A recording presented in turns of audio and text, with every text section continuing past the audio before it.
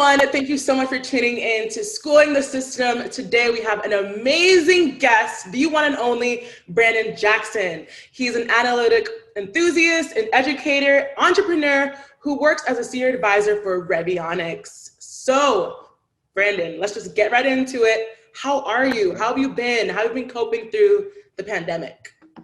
I'm doing well. The pandemic is the pandemic. It was a time of reflection. I think just as much as everybody in the world, I'm getting to know myself on different levels, but taking it day by day.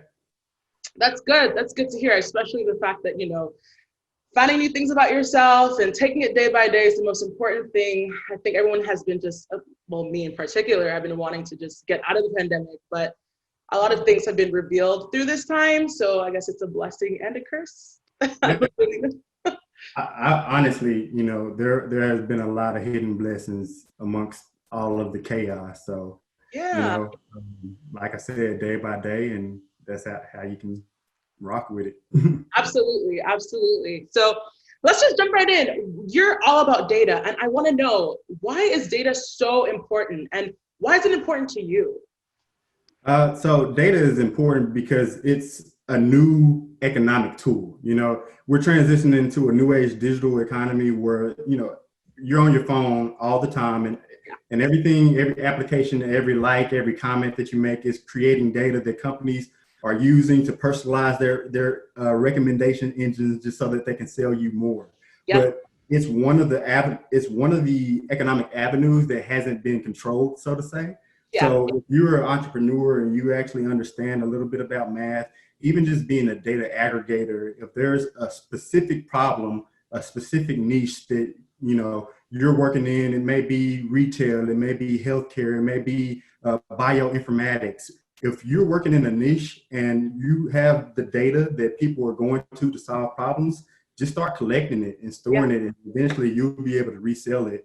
And so I think that's the value in data. And there's a quote that says that data is the new oil. And there's another quote that I heard that someone put a spin on it. They said data is the new soil, in terms of planting seeds and being able to grow something. So I do think today, if you are paying attention, it's a new age gold rush, so to say, in the data environment. Yeah, I agree. I know when I first started my data journey, I was doing a bunch of research, and there was one quote that definitely stuck out to me as well, where there's beauty and there's a story behind numbers. And most people that aren't really analytical, they look at numbers and they're like, okay, cool, that's a high number, that's a big number. But when you're analytical, you see a bigger picture behind that. And I think, like you said, that's why data is super, super important. How important is data literacy in this new age and digital economy? Oh man, so, and don't quote me on the specific number, but there was a quote, and this is being able to find the objective truth. You hear all the time, fake news, fake news, fake news. Well, the truth behind fake news is that fake news travels roughly 65% faster than real news. Wow. So just being able to distinguish between fact and fiction is very important, just because I don't know if there was a documentary on Netflix, and it was just I can't think of the name of it right now, but they were talking, Social Dilemma? Yes, Social Dilemma. Right now I'm in the process of creating some content that's focused on the premise of Social Dilemma. And I felt so validated in the fact that you have these big organizations where, they're solving for a specific need, but they're solving from a very fine lens, and they're not seeing the fact that just because their recommendation engines are more efficient, it doesn't, they're not necessarily seeing the bad side of it and polarizing different communities and things of that nature. So I do think that it's very important to be able to understand that people actually lie with numbers all the time, and being able to distinguish between fact and fiction is a really good reason to delve into data literacy more and more. Yeah, absolutely. I think that even allowing people to become more data literate, you've done that in such a way by even creating the first ever data science comic. Yes. What inspired that idea? That's really, really cool and really different. What made you do that? Well, at the end of the day, it's all about representation and speaking to my people the way that they need to be spoken to. Mm. I have nieces and I have nephews, and even myself, I have a very short attention span. So I wanted to present the message in a way that it was familiar to where the people who were reading it, the aunties and the uncles, not only that they could understand what data science was, because honestly, to take a step back, I got tired of people asking what I did for a living. But Yeah, then when I said I'm a data scientist, no one understood what it was. so true. But I noticed that in certain circles, be it, uh, a group of white people, Asian people, Indian people, they all knew what data science was. Mm. But my community, we didn't know what data science was. So I just thought, how can I blend art, science, and, just in a creative fashion to present the message at a high level to where aunties and uncles, you can say, okay, now I understand what data science is. I don't necessarily want to be a data science myself, but I can let my nephew and my nieces know exactly what it is. That is really awesome. I think that something stuck out to me where you were like, our people don't really know what that is. So why do you believe that people of color aren't really exposed to data science or even opportunities within the data science field?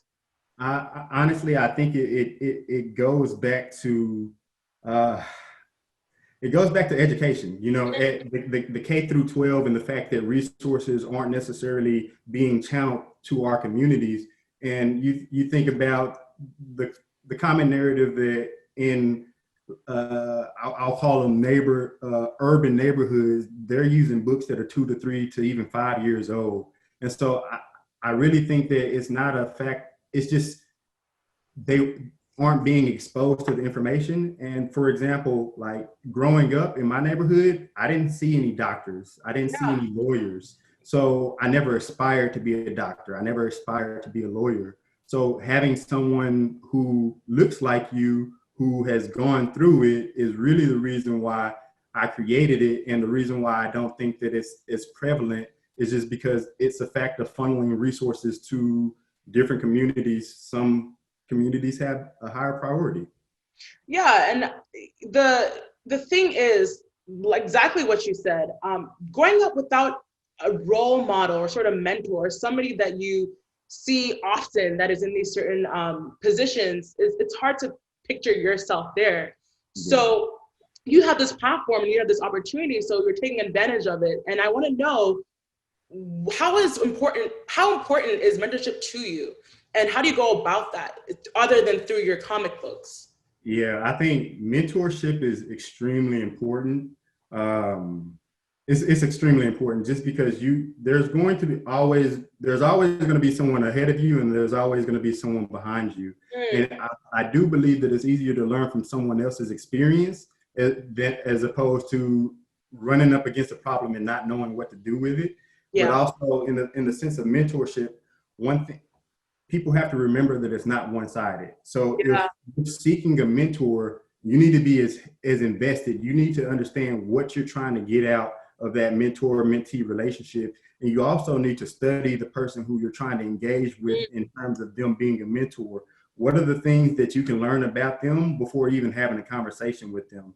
We live in a digital age where the information is all out there. Everyone is trying to gain more content, gain more relevance, and nine times out of 10, the person who's seeking the mentorship, that person who's going to be the mentor has done the work, they've established themselves. So know exactly what you want to gain from that relationship and just be as blunt and as honest as possible whenever you're seeking that mentor-mentee relationship. Absolutely. Absolutely. I think also just the opportunity to even gain a mentor these days seems much easier. We have outlets like LinkedIn, we have social media, we even have programs within our universities to get mentors. So taking advantage of that is super important, but also keeping in mind some of the tips and the advice that you gave, being honest with yourself, trying to figure out exactly what you want is super important for mentorship. So yeah, what is the biggest area for opportunity in your industry? I know it's a relatively new industry, but what are some areas do you see? So you said a couple of key things about the fact it's a relatively new industry, and that is in some form or fashion true. But there's a quote: "There's nothing new underneath the sun." Yeah. And that goes the same, that is in line with data science as well, because what has made data science so relevant and prevalent is the fact that computing power and the ability to store information the cost of storing information has dramatically decreased. Most of anytime you hear the word algorithm, you can think of if-then statements. If this happens, then I want to do that. So anytime you hear algorithms, that's just, that's mumbo jumbo talk for saying, if this happens, then do this. Everything in life is a process from point A to point Z. You actually just have to understand how to walk your way through the process from point A to point Z. But I really think that the reason why it's become more and more relevant is the fact that we are transitioning into this data economy, and more companies, honestly, data is the last frontier of competitive advantage. So if you think about like Instagram and let's just say Snapchat. Whenever Snapchat first came out, Snapchat's differentiating factor was the fact that they had these stories. You could create a very short story. Well, Instagram had the scale and they had the data to recreate that. So they instantly, they cut into the market share of Snapchat, and they did the same thing with TikTok. You have these new reels that are coming out. So in being able to move and pivot like that really speaks to the fact that Instagram is a data company. Their primary asset is data. So they don't have the extreme overhead of people. Obviously people are their primary, you have the data, and then you have the intellectual property that's being pumped through the creative genius of everyone who works at Instagram. But the reason why it's so relevant and on everybody's, I guess, radar is just the fact that we're moving into a different economy where the future is now. And I think that understanding that the future is now is probably the biggest benefit to anyone, regardless if you're trying to go after data science, just having a futuristic mindset and thinking about, well, flying cars, they sound like they're 15, 20 years away from now, but they're actually a lot closer than you think. Yeah, that's awesome. That's super awesome. I think a lot of people still may not know, especially our listeners, may not know exactly what a data science does. So I kind of want to know, and obviously maybe our listeners want to know, what do you do on a daily basis? So if I ask you a day in the life of Brandon Jackson, data scientist, what do you do? Take us through your day. Yeah, so I solve problems. Okay. And data science is just a tool. It's an additional tool to my tool belt. So a lot of people have also asked me, like, do you have to go to, and I'll get to, what I do on a daily basis, but a lot of people have asked, do you have to have a degree to be a data scientist? And, 6 years ago, maybe, yes, that was the case where you had to have the degree and the pedigree in order to be in the field, but really just being able to speak the language of computers. So being able to program, I think, is the number one thing. So that's the first thing that I would say, that on a daily basis, I'm looking at a problem and I'm taking our physical world and I'm representing it in computer language. And from there, and this sounds very high level and it sounds hard, but it's really not. Once you understand how the language of computers works, it's just like learning how to speak Spanish or learning how to speak French. You're just using that and you have an additional tool set in your belt to figure out how to find more profit or find the reason why accidents are happening more frequently in a certain area or a certain geographic. And so for me, what I do on a daily basis, I work for a company who we recommend prices for retailers. So if you go to Dick's Sporting Goods, Sally Beauty, Pier 1, Dollar General, these are some of the companies who we've either worked with in the past or we're currently working for. But you walk in and you see a price on the shelf, I'm the person behind the scenes setting that price. Oh, wow. And that's pretty cool. and it is cool because it really speaks to it speaks to a situation that is very prevalent in like science and statistics. Yeah. Humans, we have a herd-like mentality. So if you've ever been on the road and you've been driving and like you're driving the speed limit, but you see 4 or 5 people speed past you, 9 times out of 10, you're going to regress towards the mean, Yeah. meaning that you're going to speed up and you're going to stay intact with the pack. And the same way that in that scenario, speeding up on the road, people do the same thing. Yeah. People in aggregate, whenever you're purchasing a lot of things, you can start to predict if you change the price by a penny, how Mm. many units will you gain or how many units of sales will you lose? And Yeah. so my daily job is looking at all the sales transactions that people are making around the world and saying, in aggregate, what are the commonalities in terms of price sensitivity that I can manipulate to either, gain profit or drive more traffic to a retailer store. Oh, that's awesome. So what kind of big data technologies or programming languages or softwares or platforms do you use to get that job done? Yeah, so the number one thing is data is always going to have to be stored in a specific environment. And so that's going to be a database. You can think of a database as an Excel spreadsheet that's pumped up, that's been lifting weights, and it can store a lot of data. So being able to communicate with that, I use a language called SQL. It's a declarative programming language where you say, select the top 15 movies from the last 15 days. Like that's a declarative statement. You tell it what you want to see and it pulls the data from the database. So that's the first tool that I use. The second tool is a tool called Python. It is a general purpose programming language where the initial Instagram, it was built off of the Python, what you would call a technology stack. Python was the number one language that built the Instagram interface and everything that you're seeing. And Wow. yes, they had a little bit of, JavaScript and CSS on top of that. Anytime you hear like HTML, CSS, JavaScript, those are front end languages where you're looking at like on a website, making it pretty. Now the Python is the language that's on the back end, that's doing the statistical analysis and this making the prediction that says, if I increase the price by this much, we're going to gain or lose this amount of units. And I would say, so SQL, Python, and then also BigQuery. BigQuery is Google's version of a cloud language. So anytime you hear cloud, that means that the data isn't being stored anywhere on site.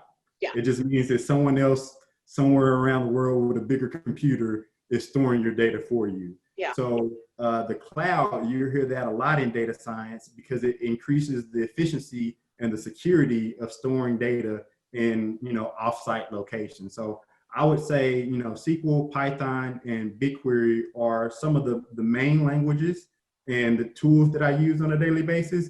And, the tried and truth Excel, just being able to dump some data into an Excel spreadsheet and see, how relationships are being formed with certain variables. Wow, that sounds completely different from what I from what I do. I'm also in the data world. I work as a data analyst, but we don't do, we definitely use those technologies. We use some Python, we use SQL, but we more so, we don't really code. So I think I kind of want you to let our audience know, what is the difference between a data scientist, a data analyst, and perhaps even a data architect or a data engineer? Do you work with those kind of people at your job? Yeah. So what would be the fundamental difference between those roles, in your opinion? It's just honestly skill set, ability, and what you're focusing on. And so whenever you think about data science, it's a team effort. So I am, whenever, I don't think there's a huge difference between a data analyst and a data scientist. It's just someone who understands a little bit. A data scientist may be a little bit more heavy in the math and the statistics, and they know how to program. That would be the difference between a data analyst and a data scientist. Now, when you think about a data engineer, those are the people who are honestly going to be the most important part of the team Yeah. in now and in the future, because the data engineer is a person who's taking data from different places, pulling it all together so that the data scientist can make sense out of it to create and solve problems through data. And then like a database administrator, that is a person who's just organizing the database itself. So you can think of the data engineer as a plumber. You know, they're coming in your house and they're making sure that the water gets from one place to the next place as efficiently as possible. And then the database administrator is making sure that from a security perspective, that your database can scale, meaning you can increase the amount of data that you have with worrying about any, you'll hear the word latency a lot. And latency means that it's not moving as fast as it should move. And so the database administrator is a person in charge of storing the data and making it a little bit more efficient so that the end user, both you, the data analyst, the data analyst, and the data scientist can solve problems. That's perfect. I love the plumber and the pipeline. That was a perfect analogy. But with your job, obviously there are challenges. So what is the hardest part about your job? Well, I don't think it's not necessarily the hardest part, but the thing about data science is that you got to stay tapped in, because even though it's not new, it's always evolving and it's always growing. And a lot of people, you'll hear about the word open source. Open source means that you have programmers all around the world who are working together to create more efficient tools for data scientists to be efficient and proficient in their jobs. So I won't necessarily say it's the hardest thing, but the most important thing and the most time consuming thing is just being aware of everything that's happening in the data science world. You hear a lot of, and being able to distinguish between what's machine learning versus artificial intelligence, and understanding that they're all actually saying the same thing, but people have kind of glamorized the AI movement. Just because AI, the buzzword, it sells right now. Yeah, that's so true. Everywhere I go, I see AI, artificial intelligence, machine learning, and it's just like, okay, well, what about it? You know, and everybody's just like, oh, maybe it has, because I have, I work right now on a project for work where we're using AI, but they're like, it's not even really AI, it's like applied intelligence. I'm like, okay, well, AI that I know is artificial intelligence. Like, no, our AI is applied intelligence. I'm like, all these all these acronyms and different words all mean something different. And like you said, everything is always evolving. So being on top of that and knowing what's the difference and what's changing, what's new, and what's in the past is super, super important. And really, just to stay on that topic just for a little bit, whoever's listening to this, there's going to be a lot of words that I say that I don't want you to be afraid of, you know? And it's the same thing with data science. There's a lot of things that even on a daily basis, a lot of techniques and the mathematical approaches that I'm not privy to, but I have to learn. And once you become more familiar, you'll understand and you'll see that this thing isn't as big and it isn't as scary as the people who are data scientists and who are actually making the bag. They want you to think that it's the most complex thing in the world. But, you know, back to the question that most people always ask me, do you have to have a degree? No, but you do have to know the tools and know how to yield those to your benefit. And the way that I like to frame it, just speaking in my community, everyone knows a neighborhood mechanic. You know, there's always someone in the neighborhood who they're not trained and certified, but they can probably fix anything and everything that happens to your car. Now, another reason why data literacy is important, again, all of those jobs where they weren't using computers at first with the car, and now you have computers that are in the cars. So those people who were the neighborhood mechanics, although, you know, it was a good example to say, you don't necessarily have to go to school to understand the ins and outs of data science, but you will in general in the future need to understand what data is and be literate of what's to come and what is going to change in the world around you. Yeah. Yeah, that is super, super, super important. So what are some lessons, or what are some key lessons that you've learned that has impacted you today? And what are some advice you could give to an aspiring data scientist, analyst, any of the above? It goes back to something that I said earlier. There's nothing new under the sun. So every problem that has been had in history has been solved in some capacity using whatever resources were available at the moment. And data is a resource, and the tools that you use to manipulate data, those are your assets. Yeah. So I would say that would be the first thing. And then the second thing that I would say is don't try to reinvent the wheel, rinse and repeat. And it's tied back to the first one, that, you know, in the sense that I will always admit that I'm never going to be the smartest person in the room, but that's okay, because you have the collective intelligence of everybody around you, where you really have to strip your ego out of data. If you want to be a data scientist, you have to remove your ego, you know, because you're always going to be learning. So that's the second one, you know. Well, actually, that was 2 and 3. So rinse and repeat will be the second one. You know, in terms of there's people who are out there smarter than you who have already done this thing, who've already published blogs and research articles. Go and find what they've done and see how you can fit it to your problem. And then the third piece is remove your ego and understand that you're always going to have imposter syndrome, meaning that, you know, in some areas in life, you may have been the top dog. You may have been the best person at whatever it is that you're doing, but that's not going to be the case in data science. And if it is, be okay with taking a back seat and letting people be creative around you. So I would say those would be like the 3 things that I've learned, or the piece of advice that I would give with data science. And then just another just general piece of information: practice. You know, in the sense of learning a new language. Let's say you go somewhere and you're immersed in the culture for 6 months, and for that 6 months, by the end of the 6 months, you understand everything that's going on around you. If you remove yourself from that environment, 3 months later, you're not going to be able to even recognize and speak at the pace that you did just 3 months ago.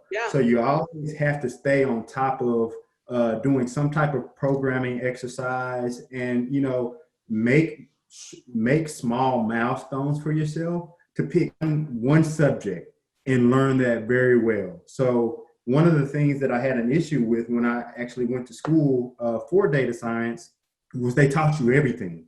And my thing was, okay, I know 20 different ways to solve the same problem. Where do I start? Well, just start with one thing. Start with regression analysis. Understand what regression means. Understand the assumptions that go into a model, and understand how to validate the model, and just get really, really, really good at regression analysis. Because 9 times out of 10, you could take that same equation and apply it to a multitude of different problems. Yeah, and especially with the fact that you talked about school and learning so many things all at once. What about those people that may not have a background in data science? Maybe they're a new grad and they realize, I want to enter data science, but I don't have the background. Where would you recommend that they start? I would start with a boot camp, but I would only do a boot camp that has a guaranteed placement program at the end of it. So, and I wouldn't spend the most that I would spend on a boot camp would be between $12,000 to $15,000. And that may sound like a lot, but that's a great investment, and you will see the return on investment. As opposed to me, I spent $60,000 on a degree. But at this day and age, I wouldn't recommend, you know, just from what I've learned and how much the data science space, the educators in the space have evolved, I would first seek out a boot camp. And there's also, there's a book called NumSense. You can get it on Amazon. It's NumSense. So it's number sense. And it's basically data science for the layman, and it doesn't have any math. And so I wouldn't be afraid of the math either, because, you know, myself, I'm able to do it. I'm able to write it out. But again, like I said, you got to strip yourself of the ego, because I'm definitely not the smartest person in the room. But in terms of, you know, our people, I do think that we have an upper hand on the broader demographic of individuals who may be pursuing data science, because we've always had to solve problems in a very small box with limited resources. And what that gives us is the ability to think very creatively. And it also gives us the ability to think in a linear fashion. What is the fastest way to get from point A to point Z? You would be amazed at how a person from a disadvantaged background, how quick they are on their feet, how quick they are to understand a different way to solve a problem that, you know, a PhD mathematician is just very narrow-minded in the fact that they don't leave a little bit of room for creative problem solving. And so I will say that anyone with any ounce of melanin in them, you 9 times out of 10 come from a background where people aren't teaching you these type of things, and you've had to do things you've had to do long division your whole life, when there was a shorter way to do it. But in the same breath, that has equipped you to be a lot better than everyone else around you. But again, I say that to say you will be better than most of the people around you in problem solving. Yes. Problem solving. But from an ego perspective, you need to understand that you may not be the strongest statistician. You may not be the strongest programmer. You may not be the strongest data analyst, but be able to say, hey, this is what I'm good at, and this is what I need help with, and where can we come together to make this happen? All I can say is, where were you when I was starting this journey? Because you're just dropping gems like it's nothing. Because when I started, I had that problem where I was just like, well, you know, I'm smart. I've always been really, really smart. You know, I've always been top of my class and this and that. And then you get into self-study and you're trying to figure things out, because I was a career change, and you're just like, maybe I'm not as smart as I thought, you know, but understanding your strengths, your weaknesses, and where you need to work on is really important. So I would definitely second that. Yeah. But and then just a shameless plug, the other resource that I would say is, you know, there's a guy named Brandon Jackson who created the first ever data science comic, and it truly is a very brass knuckles, to the point explanation of what data science is. It tells my journey into data science, but it also tells the more important side of data science, where there's inherent bias that is being built into all of these algorithms that are driving the world that we live in today. That if not data literate, you're not even going to be aware of all of the negative impacts that data science can actually have on you. So Data Jackson, career of the future, earn 100K in any industry, www.datajackson.com. Shameless plug right there. Shameless. So with that, that's a perfect place for this question. What are some of your long-term goals? Oh, so I want to have like a data science / artificial intelligence / robotics program on every MLK Boulevard, you know. And the reason why I've chosen MLK Boulevard is because 9 times out of 10, it's the most resource, what's the right word? Like scarce street in most neighborhoods. That's so true. That's so true. and you know, so I want to be a part of the community, and I want to bridge analytics and robotics, because that's really where the future is going to lie. And honestly, there will be a digital side of that, but I do want to have some type of after school program on every MLK Boulevard that's focused on artificial intelligence and robotics. That is so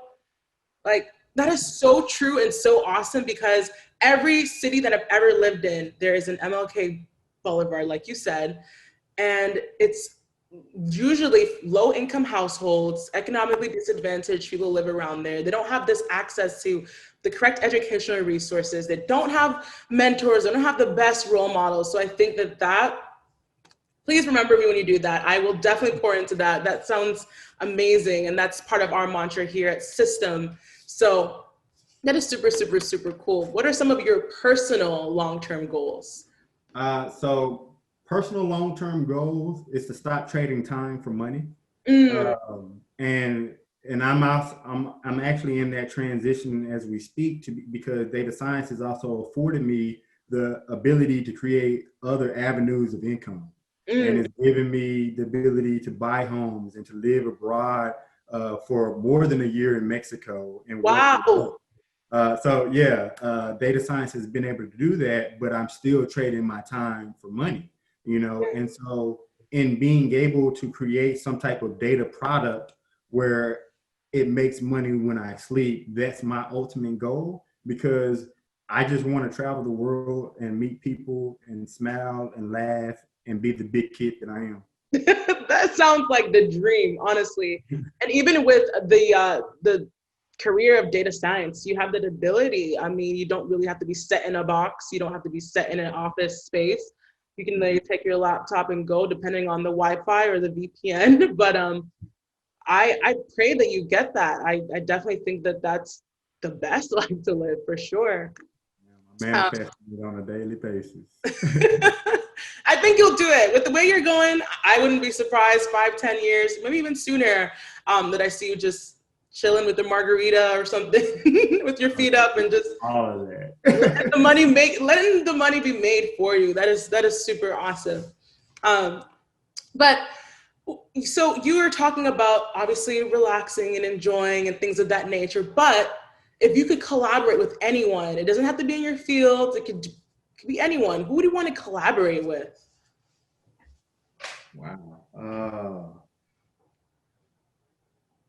So I would want to collaborate with one, it may sound funny, but LeBron James. He has his academy that he's created. Yeah. I would love to be able to come in and say, hey, this is what I have to offer, and to fill a need, because I do think that within anybody who's focused on education, having some realm where you're focused on data science, data literacy, and really data strategy is going to be a very keen need and resource in the future.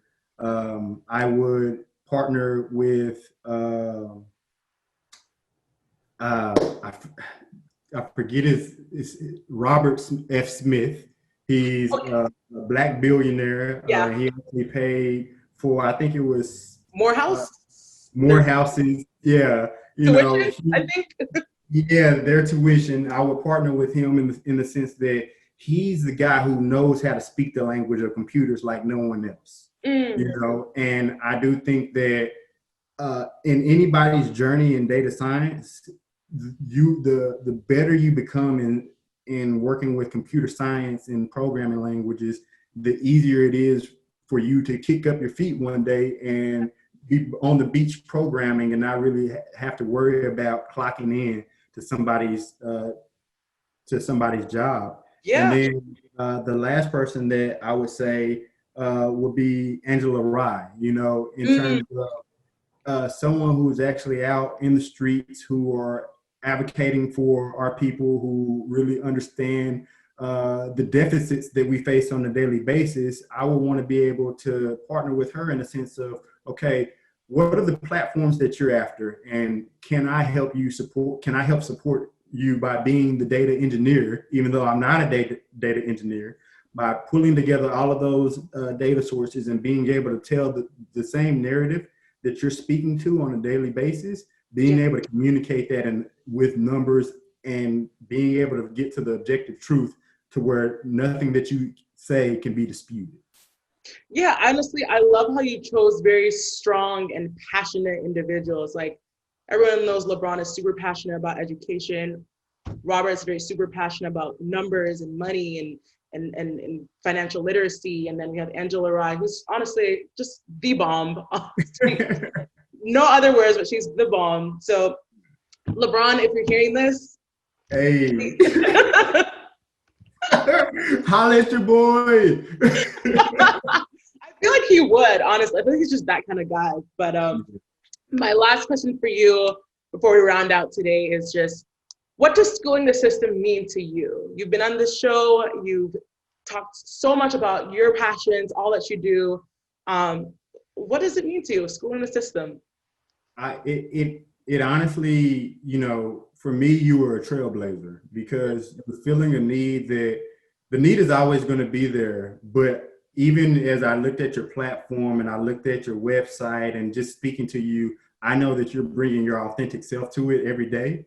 And I need more of you out there in the world. So that I have my nieces, I can point them to you. My nephews, I can point them to you. So it really is a breath of fresh air to understand that not only you had an idea, but you let your life, the things that your life led you to this. Yeah. And I think that a lot of people in general need to be comfortable with the fact that for better or worse, their life is going to ultimately lead them to their purpose. Yeah. And I do think that you found your purpose, and your purpose may evolve and it may grow. But I'm so grateful that you reached out to me, and I'm so grateful that I just had the opportunity to share a moment in time with you.